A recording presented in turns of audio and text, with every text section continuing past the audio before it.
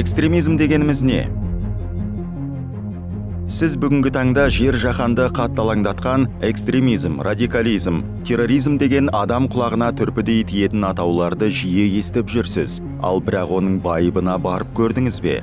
Расында бейбіт қоғам мен мемлекет іргетасын шайқалтуға тырысатын мұндай жат пиғылды ағымдар туралы сіз ойлануға қорқасыз. Оның мән маңызына тоқталып, діни және құқықтық тұрғыдан ізденудің орнына бастан құлақ садаға дегендей басыңызды ала қашасыз. Ойланыңыз, өйткені оның салдарынан теріс ағымның жетегінде кеткенін білмейтін, ұлттық табиғатына қарсы шыққанын сезінбейтін, жалпы мемлекеттік қағидаттарды ұғынбайтын, жалпы адамзаттық игіліктерді мойындамайтын, беде ойлы, алқақ отан әрі оқшау азаматтар мен топтар пайда болып, ондайлар қоғамның берекесін қашыра бастағанын байқамайды.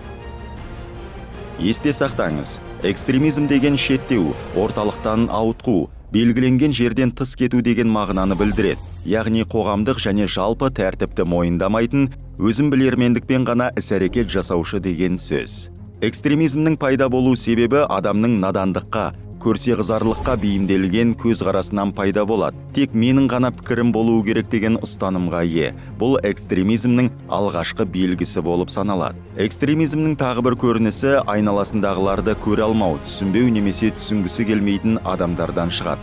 Лаңкесшілер дұрыс бағытқа жол көрсететін адамдардың кеңесіне мүлдем құлақ аспайды. Экстремизмнің құрбандары өздерін ең таза кіршіксіз деп санап, басқаның барлығын адасушыларға жатқызады. Жөн білетін азаматтарды мойындамайды. Осының салдары әлемде түрлі келеңсіздіктер мен қантөгістерді туындатып жатқанын түсінуіңіз керек. Сөз соңы, түсініңіз, экстремизм деген қылмыс. Қоғамның бейбіт тірлігі мен берекесін кетіретін экстремизмді ешқашан ақтауға болмайды.